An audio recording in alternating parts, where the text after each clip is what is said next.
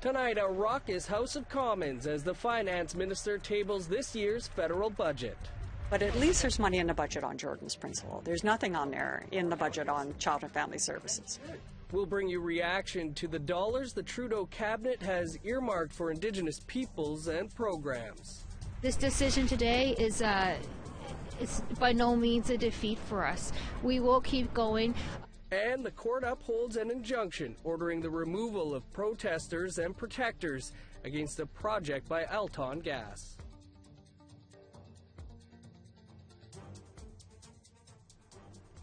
Good evening, I'm Dennis Ward. Welcome to APTN National News. It's budget day in Ottawa, and the federal government's pre-election budget contained a few goodies for Indigenous peoples. New spending on programs and services adds up to $4.5 billion over the next 5 years. APTN's Todd Lamoran starts with the biggest new expenditure, children. Well, good afternoon, everyone. The major theme of Finance Minister Bill Morneau's budget speech for Indigenous people was advancing reconciliation by improving the quality of life, especially for children.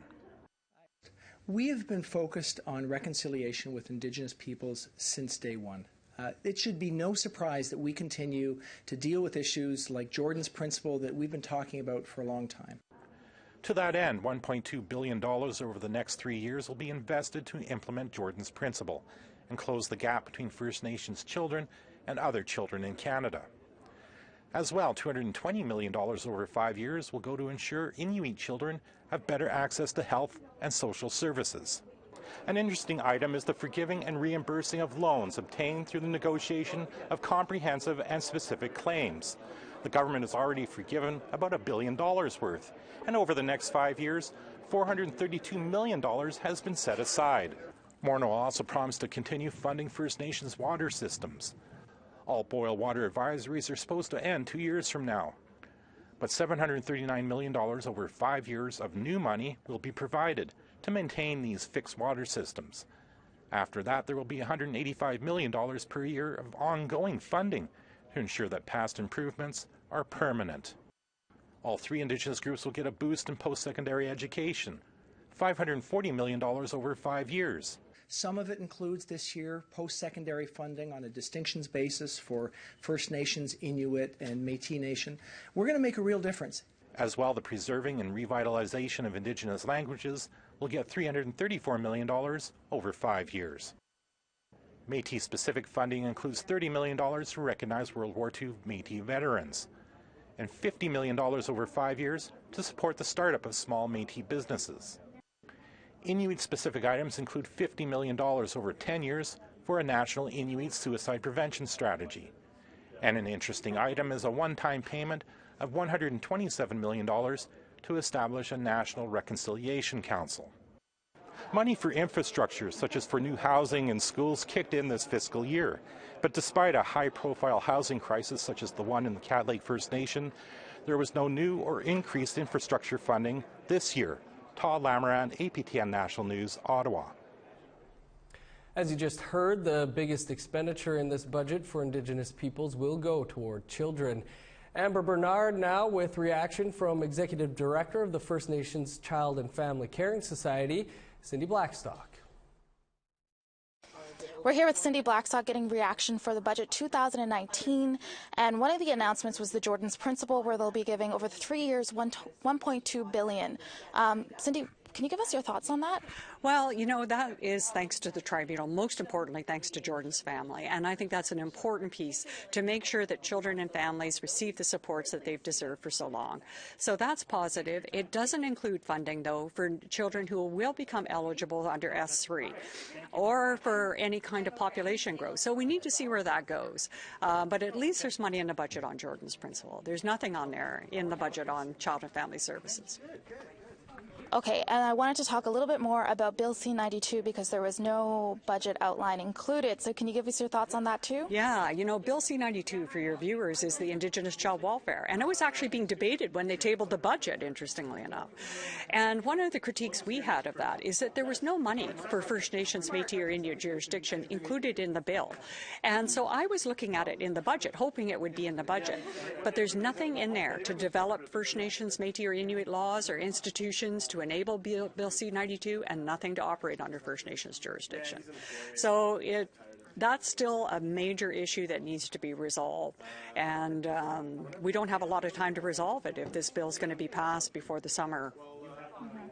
And then any last comments you would like to make on the bill, Cindy? Well, I'd like to see them finally adopt the Spirit Bear plan. I mean, why are we still at a place where we're dealing with the inequalities affecting First Nations children and families program by program, instead of just developing a comprehensive plan to end it all and finally give our families a fair shot at being able to live the lives they wish to have and to raise their children in ways that are culturally based.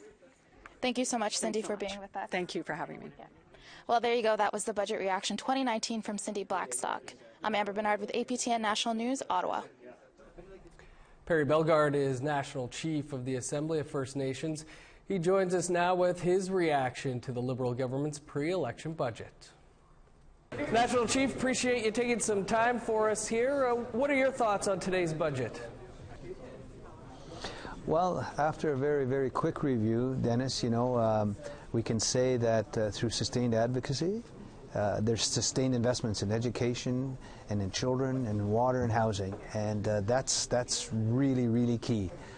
When you look at it, the budget overall is about $4.5 billion for First Nations people, spread out over 3 to 5 years. And when you think about it in the last number of fiscal years, it's over $21 billion for First Nations people. That's 4 Kelowna Accords. So no question it's moving in the right direction, but we have to maintain the momentum. You're not going to close that big gap between First Nations people and Canadians through 1 or 2 or 3 fiscal years. Long-term sustained investments. So when you look at this budget, you see over $300 million for education, post-secondary, over $300 million for languages, $1.2 billion for Jordan's Principle. You also see for the First Nations that have entered into negotiation on self-government, or comp claims, spec claims, that their loans or their advances are forgiven. So that's huge. So there's really some positive movement in this. And again, $4.5 billion over 5 years, moving in the right way. We just got to maintain momentum. National Chief, were you happy with the funding that's been allotted for those 2 bills that are working their way through the House for languages and for child welfare? Well, again, C-91 is on languages, C-92 is on child welfare. I'm going to always say more can always be done, and that comes through the implementation regulations and the piece coming after the legislation is received for royal assent. I'm more concerned now that June is fast approaching. We need those 2 very important pieces of legislation to get royal assent. And then we're going to look at the implementation plan, and that's something we have to do together with the Crown to make sure there's adequate implementation procedures and mechanisms and the adequate financial resources to make sure that both those very important bills are implemented fully. Any disappointments, anything, National Chief, that you didn't see in the budget you were hoping for? Well, one of the things, and that's a good question, we always say housing is always a big issue in every First Nation. We always say there could be greater investments in housing and in water and in sewer and all these other things. But housing is always something that's always going to be coming to the forefront. Good, accessible, affordable housing, whether you're out on the First Nations territory or in the cities. That's a big issue always, and more can always be done on that front.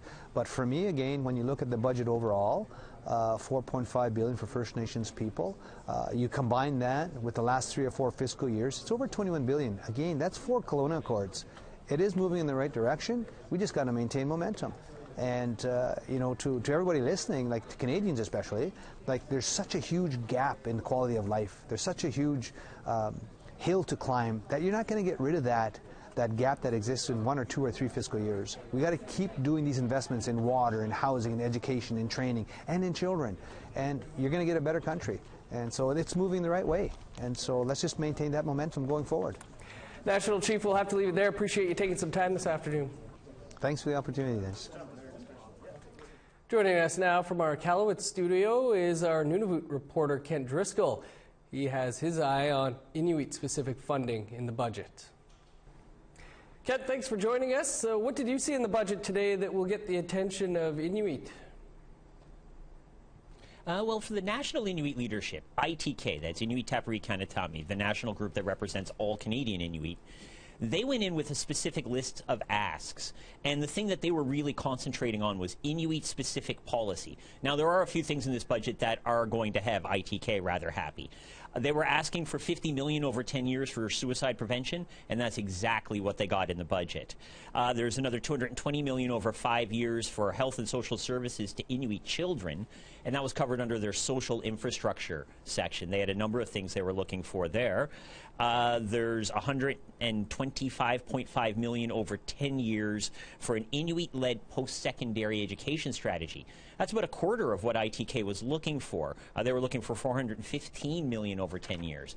So they've got some of what they were looking for, and at least one of them in the exact form that they asked for it in. Yeah, exactly. So, Kent, was there anything missing, anything that Inuit leadership were looking to get in the budget that they didn't get? Well, there were a couple of huge asks that were basically not at all touched by the budget. One of the things ITK points out, Inuit cover about 35% of Canada's physical geography. So their idea was, well, Inuit should be receiving around 35% of the infrastructure to make up for that historical gap in infrastructure funding for the North. There's infrastructure money, but there's nothing setting a percentage for Inuit, and ITK is going to be irritated at that, to be sure. And they'll also be wondering about telecommunications. There was funding in there for that 2030 internet connectivity project. How that is going to apply here where we don't have fiber optic. There's only one Nunavut community attached to fiber optics. We're all still on satellite. How that applies to Inuit, that's still very much up in the air. Now, of course, this is a big day for the government in Nunavut as well. 98% of Nunavut's funding comes from the federal budget. Territorially, was there much in there for Nunavut? Finance Minister George Hicks will have lots to pour over this evening. There's a 10-year, $40 billion plan for housing nationally. Now, housing has always been a problem for the government of Nunavut. We've always had more people than houses here in Nunavut. So that's definitely something they're going to want to get their fingers into. And $800 million for roads. Now, you wouldn't think that that would apply very well to Nunavut because none of our communities are connected by road. But there's a long-standing project in the Kivalliq Central region looking to connect Arviat Nunavut to Churchill, Manitoba, and therefore opening up that whole rail and port to a Nunavut community. Right. I would be very surprised if the government of Nunavut didn't try and get some of that money for that road. Now, there in Iqaluit, your town is facing a pretty big infrastructure problem. Between the pipes being broken by thawing tundra and aging infrastructure, anything in the budget that will have the mayor interested?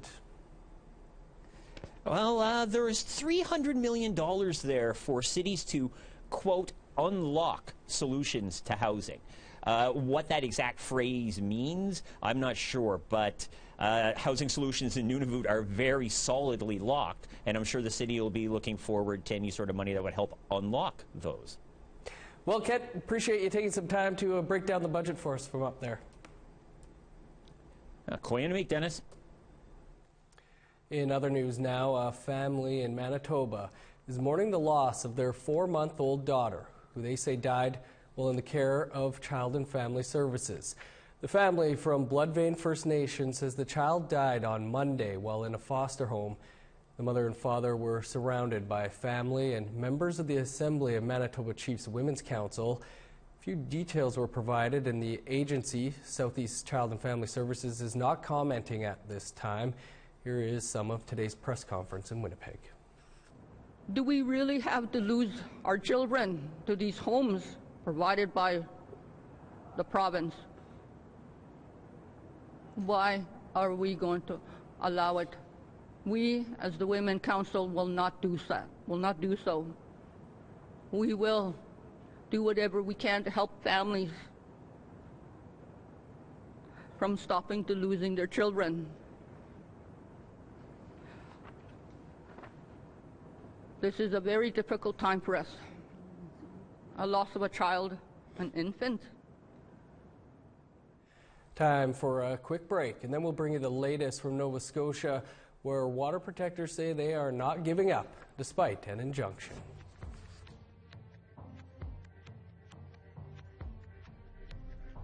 Here's a look at Wednesday's weather forecast. Starting on the East Coast, sunny and +5 for Fredericton, +4 in Halifax, -9 under sunny skies for Cartwright, -10 with snow for Nain, -1 in Montreal, -2 and sunny for Quebec City, +6 in Toronto, 9 above with rain in Windsor and London, +5 with snow for Thunder Bay, +2 with snow in Wawa.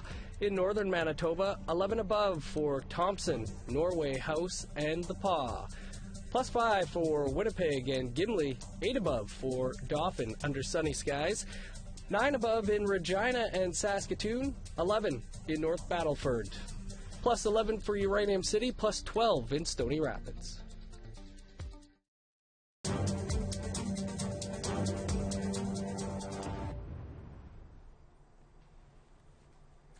Welcome back. The Union of BC Indian Chiefs is calling out the Assembly of First Nations National Chief. In an open letter, they say Perry Bellegarde is telling lies. The UBCIC says he hasn't been truthful to the federal government when he stated that the chiefs have endorsed an AFN approach when it comes to lands, territories, and resources.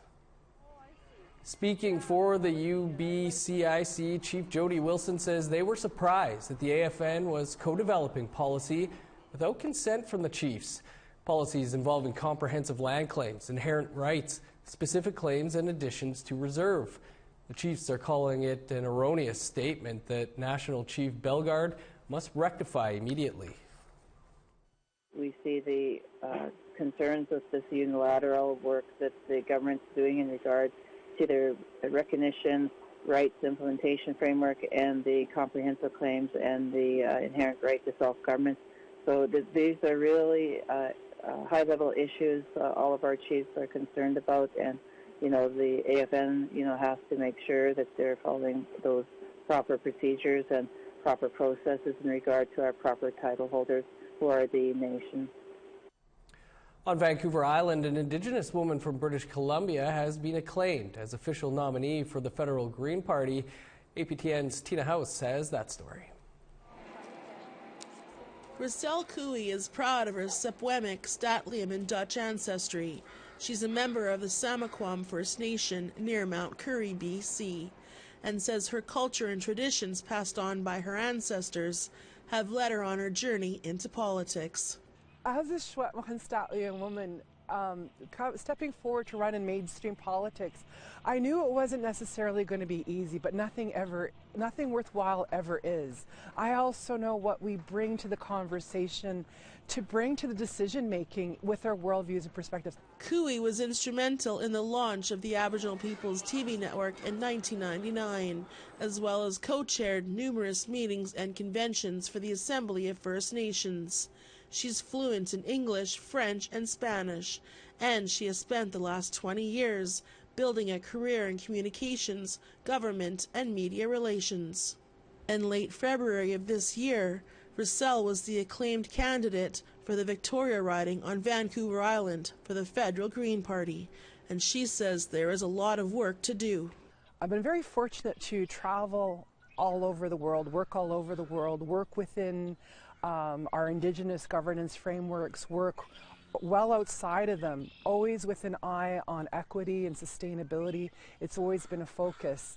There was an irresistible pull for me to come to Victoria. I truly wanted to find a place where I would find progressive thinking, where I'd find people willing to lean into the discomfort required to make real change. Decisions are not made just for today, but they're also made for those who follow those making the decisions today. And that is why Rochelle Coy is going to win Victoria, and it is why the BC Greens are going to go all in to make sure that that happens. Thank you. With full endorsements from now the federal and provincial Green Party, she's now preparing to gear up in her campaign in the next federal election.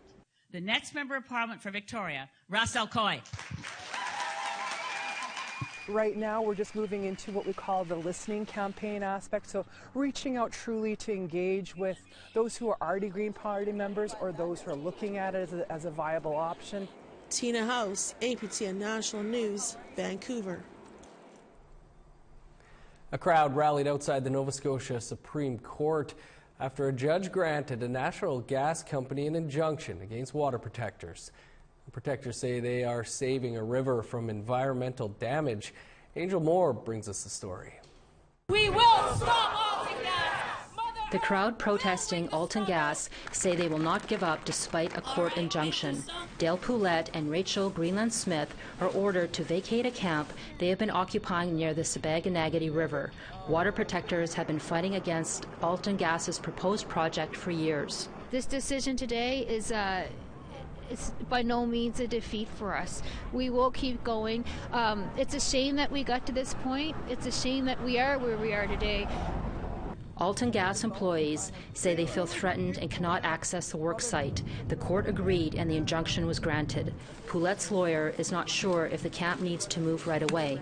I'm going to think about the order and what it stands for, so I'm not going to be able to tell you right now what I understand it to mean, but certainly that seems to be the message.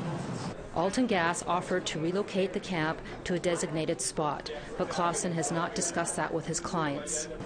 Yes, initially at least, and if there's some dispute over it, then we might have to go back to court for that, but I'm hoping that won't be necessary.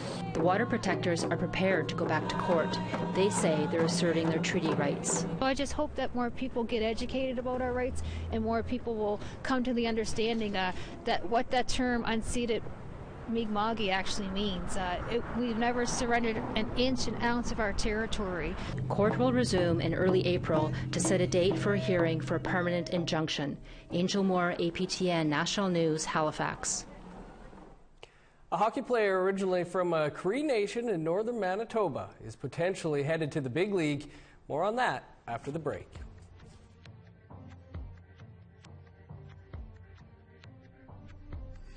Here's the rest of Wednesday's weather forecast, picking back up in northern Alberta, sunny and 15 above for Fort McMurray. 15 for Medicine Hat as well, 18 in Calgary with sunny skies. 15 in Vancouver and Tofino, 19 above in Kamloops under the sun. 14 in Fort Nelson, 15 in Prince George. In the Yukon, a little bit cooler, but not by much, 10 above for Whitehorse and Watson Lake. Over to NWT, +9 in Fort Liard and Trout Lake, +5 in Wrigley, 4 above in Norman Wells, -18 in Sax Harbor, snow, and -12 for Paulatuk. -11 in Chesterfield, -2 for Arviette, snow, and 5 below for Baker Lake. -31 in Igloolik, -30 for Arctic Bay.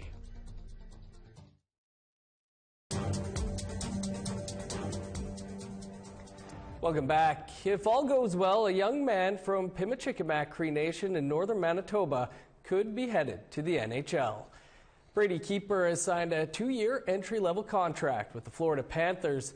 The 22-year-old spent the last 2 seasons playing NCAA hockey in the United States.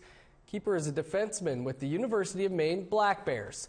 So far this season, he's racked up 7 goals and 22 assists in 36 games. In his last year of junior hockey with the Opaskwayak Blizzard, Keeper was chosen most valuable player in the Manitoba Junior Hockey League. Lots of great players come from the OCN Blizzard. That's your APTN National News for this Tuesday. For news anytime, visit our website, aptnnews.ca, and download the APTN News app. Tomorrow, for more budget reaction, tune into In Focus with host Melissa Ridgen. They'll be putting the budget in focus. And stick around, a special edition of The Laughing Drum with Tim Fontaine, taped in Toronto, is up next with some special guests. I'm Dennis Ward. Have a great night. We'll see you back here tomorrow.